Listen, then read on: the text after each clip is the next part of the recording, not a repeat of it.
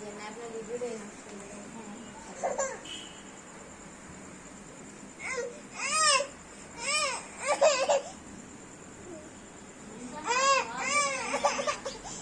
পাখি কি